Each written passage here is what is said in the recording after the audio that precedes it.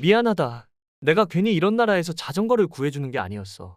아니, 이건 한국이 잘못한 게 아니라 내가 실수한 건데.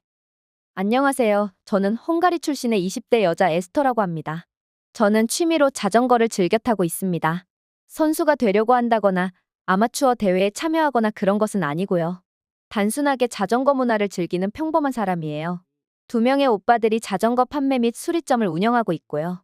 저랑 나이 차이가 가장 적게 나는 셋째 오빠가 저와는 10살 차이니까 제가 어릴 때부터 첫째 오빠는 자전거 가게를 운영하고 있었고 지금은 세 명의 오빠가 모두 함께 자전거 가게를 운영하니까 제가 자연스럽게 자전거에 익숙해지게 되었죠.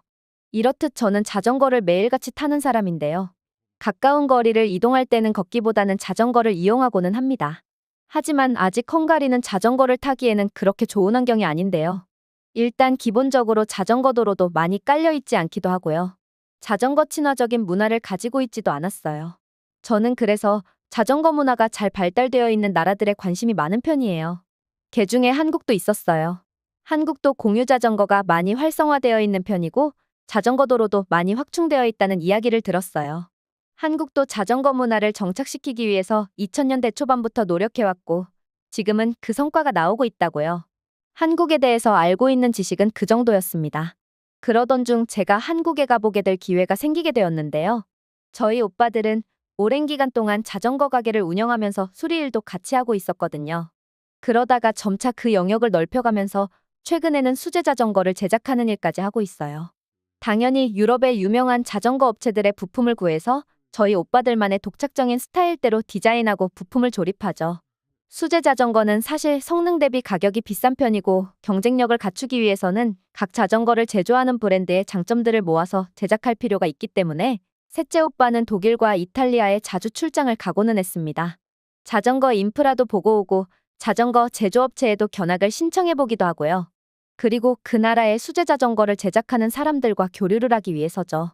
그러다가 이번에 오빠는 한국으로도 출장을 가겠다는 계획을 세웠습니다. 가까운 나라에 간다고 했을 때는 사실 별다른 관심이 없었는데 지리적으로 아주 먼 한국이라는 나라에는 저도 가보고 싶었어요. 사실 한국이 좋아서라기보다는 그렇게나 먼 나라까지 가보는 경험은 정말 흔치 않은 기회라고 생각했기 때문이에요. 그렇게 셋째 오빠와 함께 한국으로 가게 되었습니다. 저는 사실 일을 하러 가는 것은 전혀 아니었고 오빠가 알아서 자신의 비즈니스를 할 동안 저는 그냥 한국을 구경 다니면 되었습니다. 혼자 다른 나라를 돌아다니는 것 자체가 무모하다고 생각할 수도 있지만 이 글을 읽는 헝가리 사람들의 생각과 다르게 한국은 정말로 안전한 곳이라는 정보를 이미 들었습니다. 그리고 제가 실제로 경험한 한국은 그런 곳이 맞았습니다. 감히 말하건대 여자 혼자 어디를 돌아다녀도 문제가 되지 않습니다. 실제 한국은 밤늦은 시간에도 번화한 거리에는 대낮같이 아주 많은 사람들이 한국의 밤거리를 즐기고 있으며 그럼에도 불구하고 치안도 매우 좋게 유지가 되고 있습니다. 밤이라고 소매치기가 들끓는 것 또한 절대 아니며 심지어 한국에서는 대낮 사람이 많은 지하철이나 버스 안에서도 소매치기란 것이 존재하지 않습니다. 참으로 신기한 곳이죠. 게다가 고가의 핸드폰을 생각 없이 들고 걷는 사람을 포착해서 그것을 낚아채가는 몹쓸 범죄 집단도 없습니다. 이런 것들은 한국을 조금만 여행하다 보면 쉽게 알 수 있는 사실이며 외국인 신분임에도 불구하고 그 어떤 무서움도 없는 신기한 나라라고 표현하면 딱 좋겠다는 생각이 들 정도죠. 그리고 저는 서울의 시내를 돌아다니며 봤던 것 중에 가장 인상 깊었던 게 길거리에 공유 자전거들이 아주 많이 있었다는 거예요. 디자인도 이쁘고 한 번쯤 타보고 싶다는 생각이 들었습니다. 서울 시내를 돌아다녀 보면 너무 잘 포장되어 있는 자전거 도로의 인프라가 너무나 부러웠는데 게다가 차의 위협도 받지 않는 인도 안쪽으로 설치되어 있는 모습을 보고 정말 자전거를 타기에 좋은 환경이라고 생각했거든요. 그리고 이 하얀색의 공유 자전거 또한 마찬가지로 인상 깊었습니다. 저도 이용해봐야겠다는 생각이 들기도 했어요. 사용 방법에 대해서 잘 모르기 때문에 일단 자전거 주위로 가서 어떻게 빌릴 수 있는지, 어떻게 반납하는 시스템인지 살펴봤습니다. 유럽에도 비슷한 게 있다고 하는데 절도당하는 일도 많고 훼손이 심한 것들도 많아서 사업성이 너무 없다고 하던데 여기 한국에서는 그런 최악의 상황으로 보이지는 않았어요. 생각보다 많이 약해 보이는 잠금 장치로 자전거를 고정시켜 두었기 때문에 나쁜 사람들이 마음만 먹으면 쉽게 가져갈 수 있는 것처럼 보였지만 사람들이 이용을 잘 하지 않는 평일에는 자전거들이 항상 가득 차 있었어요. 저도 인터넷 검색과 자전거에 붙어있는 QR코드를 찍어가며 결국 자전거를 대여하는 데 성공했습니다.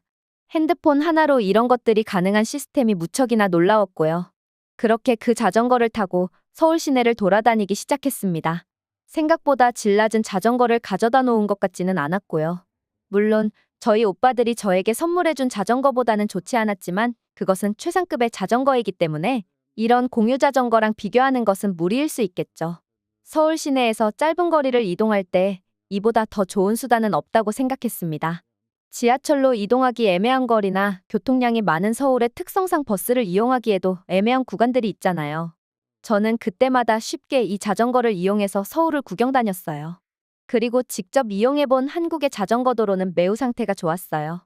사실 이것도 인도가 넓은 한국의 도로 특성 때문에 가능한 것 같았고요. 헝가리에서는 인도는 사람 한 명이 지나갈 정도의 좁은 폭을 가지고 있기 때문에 이런 것은 상상도 불가능한 일이고 수도 부근에 설치되어 있는 자전거 도로는 차도와 나란히 달려야 해서 상당히 위험하다는 생각이 들거든요. 여러모로 한국은 뭐 하나를 설치하거나 만들 때도 이용자 입장에서 세심하게 고심한 뒤 만든다는 생각이 들었습니다. 그렇게 빌린 자전거를 타고 서울을 구경 다니면서 한 가지 느꼈던 점은 정말 다양한 상점들과 정말 다양한 먹거리, 그리고 즐길 거리가 많다는 점이었어요. 신기한 점은 주인 또는 직원이 상주하고 있지 않은 그런 점포들이 보였다는 점인데요. 경비원이 지키고 있어도 경비원을 제압하고서 물건을 훔쳐가는 일도 일어나는 유럽 지역과는 다르게 한국에서는 경비원은커녕 가게를 지키는 가드들도 데리고 있는 매장들이 전혀 없었으며 그렇듯 무인 가게들도 아무런 훼손 없이 잘 운영되고 있다는 점이었죠. 한국에 와서 처음 느꼈던 것처럼 한국 사람들은 위협적이게 행동하는 사람이 없고 다들 차분한 편에 순한 사람들만 있는 듯한 분위기였는데 그런 사람들이 모여 있어서 그런지 이런 무인 가게들도 운영이 가능하겠구나 싶었습니다. 그런 가게를 봤는데 게다가 한국까지 왔는데 그런 점포들에 안 들어가 볼 수 없었고 제가 먹고 싶은 간식들을 고른 뒤 포장지에 있는 바코드를 무인기계 리더기에 찍은 뒤 카드를 넣어 계산하는 방식이었습니다. 현금도 가능했고요. 그리고 그 기계 우측 상단에는 영어를 선택할 수 있도록 되어 있어서 그것을 눌러 영문으로 화면을 변경시키기도 했고요. 영어로 음성까지 나와서 한국어를 모르는 저도 어렵지 않게 계산을 마치고 나올 수 있었습니다. 그동안 가게 앞에 잠시 세워둔 제 공유 자전거를 누군가 훔쳐가는 일도 없었어요. 처음에는 잠시 한국의 점포를 구경하기 위해서 자전거를 잠시 밖에 세워두어야 할 때면 핸드폰을 통해서 자전거에 잠금 장치를 동작시킨 뒤 자리를 비우고는 했지만 나중에는 그런 것도 하지 않았어요. 그렇게 신나게 자전거를 타고 한국을 돌아다니는 동안 셋째 오빠는 나름대로 자신의 일을 잘하고 있었나 봐요.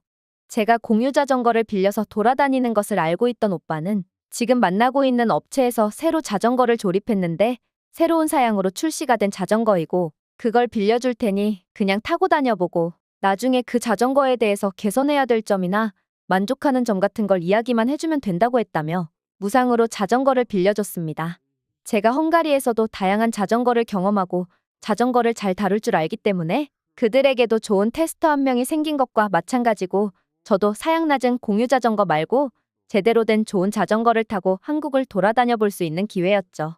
다만 몇 가지 주의사항만 지켜달라고 했습니다.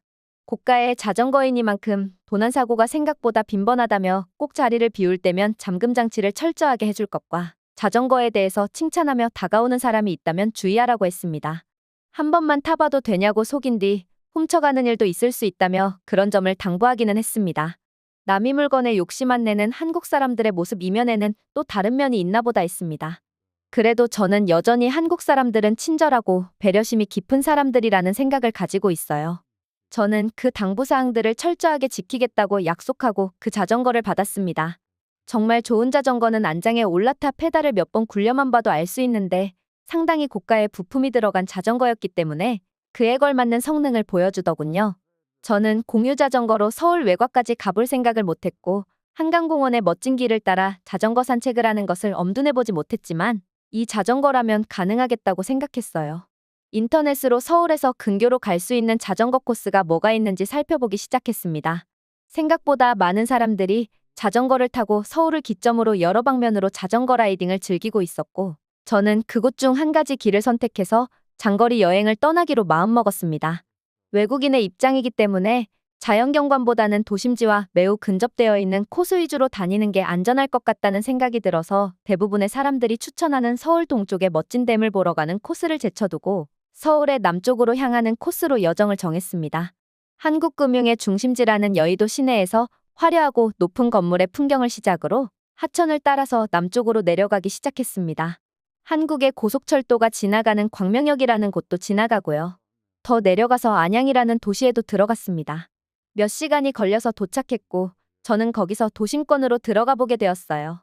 그곳은 서울과는 많이 다른 분위기였는데요. 서울에는 어디를 가더라도 엄청나게 복잡한 상권이 있었고 사람들로 항상 가득 차 있는 느낌이었다면 여기 안양이라는 도시는 더 평온한 분위기를 주는 곳이 틀림없었습니다.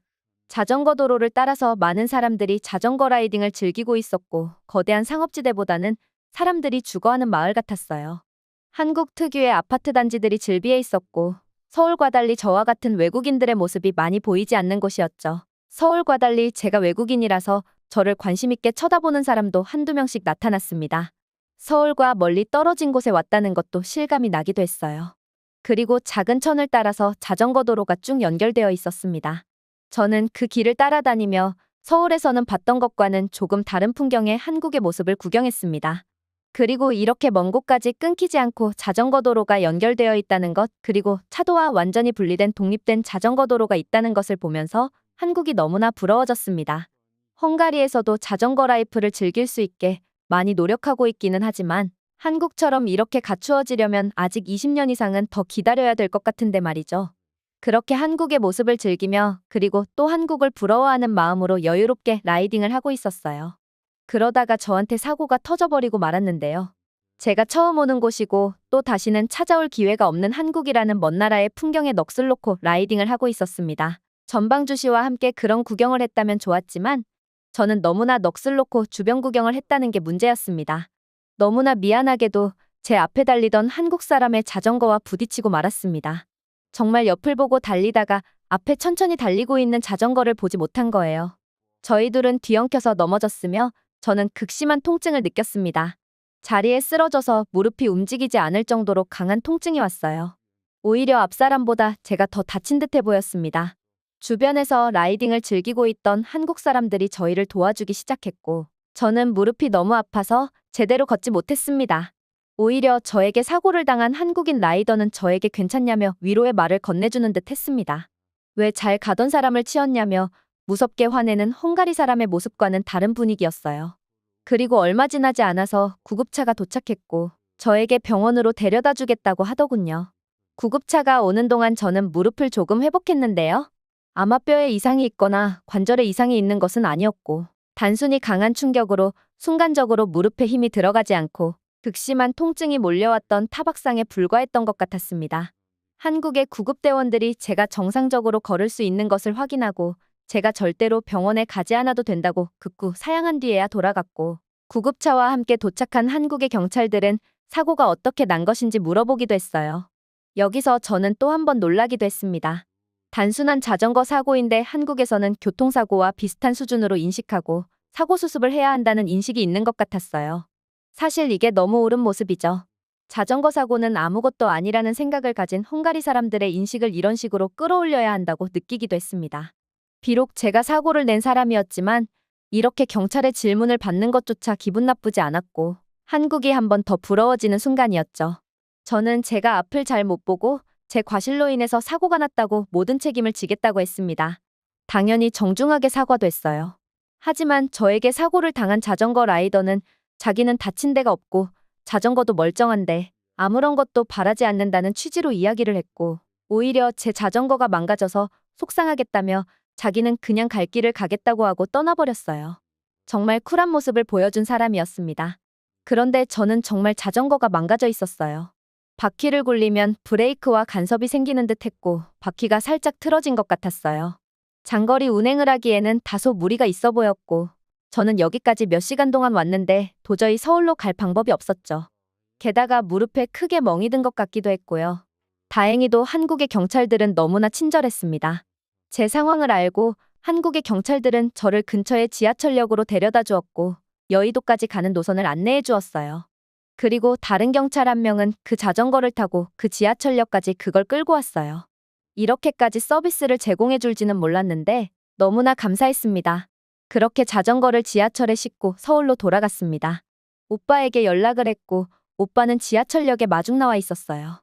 오빠는 괜히 낯선 나라에서 자전거를 줬다가 사고가 난 것 같다며 모르는 나라에서 자전거를 타는 게 이렇게 위험할지 몰랐다고 이야기했지만 사실 한국에서 자전거를 타는 게 더 쾌적하고 더 안전한 모습이었습니다. 그냥 제가 실수를 해버린 것이니까요. 한국에서의 일정이 끝나고 헝가리로 돌아왔습니다. 그리고 한국의 많은 것들이 부럽다는 생각을 가지게 된 여행으로 기억에 남았습니다.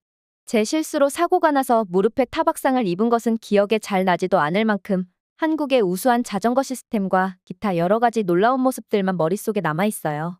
솔직히 한국에 대해서 관심도 없었던 저였지만 이제는 한국에 대해서 더 알아보고 싶은 마음도 생겼고 한국어를 배워볼까 하는 고민도 가지게 되었거든요. 언젠가는 다시 한번 한국에 가서 더 많은 것들을 구경하고 돌아오고 싶기도 하네요. 그리고 저를 도와주었던 많은 한국인들에게 감사하다는 말씀도 드리고 싶습니다. 제가 들려드릴 이야기는 여기까지입니다. 다음에도 좋은 영상으로 다시 찾아뵙겠습니다. 이상 돌고래TV였습니다. 감사합니다.